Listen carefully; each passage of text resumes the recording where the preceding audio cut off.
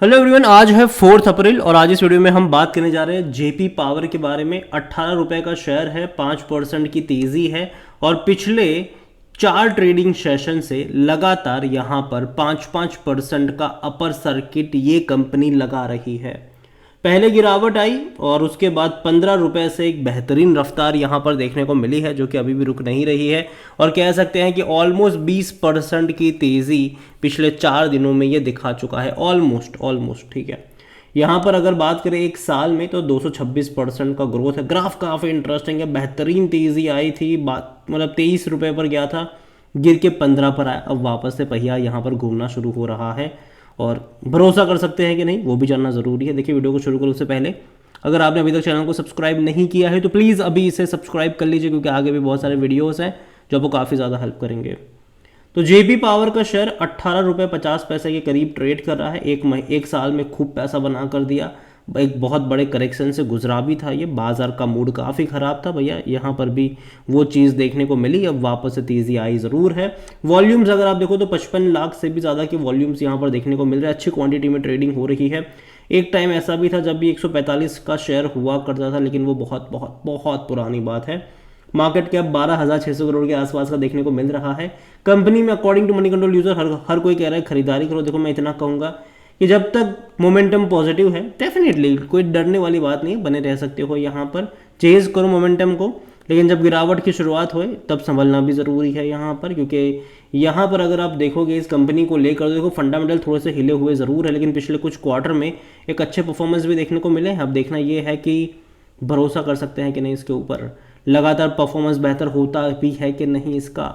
यहाँ पर इसका पी है जो 30-31 का है, सेक्टर पी 32-33 का है। ना ही मैं इसको सस्ता कहूँगा, ना ही मैं इसको महंगा कहूँगा। कोई भी एनालिस्ट अपनी राय यहाँ पर नहीं दे रहा है, क्योंकि देखो कंपनी जो है इसको प्रिडिक्ट करना मुश्किल है। हाँ, जब सस्ता होता है डेफिनेटली खरीदारी के मौके बने ज़रूर थे, और मैंने वीडियो बनाकर आपको कहा भी था जब ये गिर रहा था कि मौके ज़रूर बनेंगे यहाँ पर एंट्री करने के। तो याद रखिए, क्योंकि पिछले कुछ क्वार्टर में परफॉर्मेंस तो इनके अच्छे हुए ज़रूर थे, जिसके चलते तेज़ी आई है। यहाँ पर आप देखोगे तो लास्ट क्वार्टर में 2,213 करोड़ का इनका रेवेन्यू था और ये बेहतरीन रेवेन्यू था। इससे पहले के क्वार्टर में 1,360 करोड़ का रेवेन्यू था, तो उसके मुकाबले बेहतरीन ग्रोथ था। 172 करोड़ का प्रॉफिट था इनका। तो अगेन प्रॉफिट भी अच्छा है, जो कि इससे पहले के क्वार्टर में 68 करोड़ था, उससे पहले 191 करोड़ था। तो अच्छा प्रॉफिट था ये। लेकिन अगर आप एक चीज़ ऑब्जर्व करोगे तो उससे पहले के क्वार्टरों में लॉस थे। ठीक है, पिछले 3 क्वार्टर में प्रॉफिट कमाया है और बीच में 2022 में 2 क्वार्टर ऐसे थे जहां पर प्रॉफिट हुआ था। 240 करोड़ का प्रॉफिट था, फिर बाद में 75 करोड़ का प्रॉफिट था, फिर लॉस में आ गए। तो इस बार के 3 क्वार्टर प्रॉफिट है, जो कि बहुत अच्छी बात है। अब देखना यह है कि मार्च में अगर प्रॉफिट होता है तो बहुत अच्छी बात है, लेकिन अगर लॉस रिपोर्ट कर गई वापस से तो ये एक अच्छी चीज़ नहीं होगी इस कंपनी के लिए। कंपनी लगातार अपने डेट को चुकाने की कोशिश कर रही है और अच्छी बात भी है कि भैया लगातार अपने डेट को कम कर पाए ये, और अगर करने में कामयाब होते हैं तो डेफिनेटली एक बहुत बेहतरीन चीज़ यहाँ पर हो सकती है। शेयर होल्डिंग को लेकर अगर बात करी जाए तो जो प्रमोटर है उनके पास 24% का स्टेक है और प्रमोटर की तरफ से 19% का स्टेक गिरवी भी है। म्यूचुअल फंड के पास 0.08% की होल्डिंग है। डोमेस्टिक इंस्टीट्यूशन 20.48% का स्टेक लेकर बैठे, बड़ी क्वांटिटी है ये। और एक चीज़ यहाँ पर ये आपको समझनी भी होगी डोमेस्टिक इंस्टीट्यूशंस को लेकर कि आरबीआई सॉरी यहाँ पर सेबी ने जो बोला था इंस्टीट्यूशंस में जो इंस्टीट्यूशंस बायर है उनको, कि भाई साहब आप जिस कंपनियों में खरीदारी कर रहे हो, खासकर स्मॉल कैप और मिड कैप, अपने रिस्क असेसमेंट को डिक्लेयर करो। और डेफिनेटली जेबी पावर कोई सेफ कंपनी नहीं, एक रिस्की कंपनी है और इनको डिक्लेयर भी करना पड़ेगा जिन्होंने यहाँ पर खरीदारी करी हुई है। और यही वजह कि म्यूचुअल फंड कम क्वांटिटी में है। यहाँ पर अगले क्वार्टर की शेयर होल्डिंग पैटर्न इंपॉर्टेंट रहेगी कि ये जो तेज़ी आई थी उसमें बिकवाली किसने करी, खरीदारी किसने करी। यहाँ पर अगर आप देखोगे एफआईएस के पास 5.14% का स्टेक है, रिटेल्स और अदर्स 50.31% है, जिनमें से रिटेल इन्वेस्टर 18.49% पर बैठे हुए, अदर पार्टीज यहाँ पर 31.82% का स्टेक उनके पास है। देखिए, ओवरऑल जेपी पावर मुझे कंपनी खराब नहीं लग रही है। पिछले 3 क्वार्टर के नंबर्स अगर मैं देखता हूँ तो उससे पहले के नंबर बहुत ज़्यादा खराब है। ठीक है, और देखा जाए तो काफ़ी शानदार परफॉर्मेंस आई है। और अगर 5 साल का ग्राफ देखो तो एक चीज़ पता चलती है। ठीक है, कि तेज़ी आती है, गिरावट के साथ कंसोलिडेट करता है, तेज़ी आती है, गिरावट के साथ कंसोलिडेट करता है, तेज़ी आती है, गिरावट के साथ कंसोलिडेट किया, तेज़ी आई, गिरावट के साथ कंसोलिडेट किया, बहुत बड़ी तेज़ी आई, गिरावट आई, अब यहाँ से तेज़ी की कोशिश करेगा। और देखो ये जो क्वार्टर होता है ना, ये जो अप्रैल मई और जून महीना होता है, ये पावर कंपनी के लिए बहुत अच्छा होता है, ठीक है। तो मैं पहले ही बोला था कि पावर कंपनी में बहुत अच्छी तेज़ी आपको देखने को मिलेगी और उसमें आप अदानी और टाटा पे दाव लगा सकते हैं, और हालांकि वहाँ पर तेज़ी देखने को मिली भी थी, ठीक है। तो ऐसे में जेपी पावर हो गया, रतन पावर हो गया, ये भी भागते हुए आपको नज़र आ रहे हैं।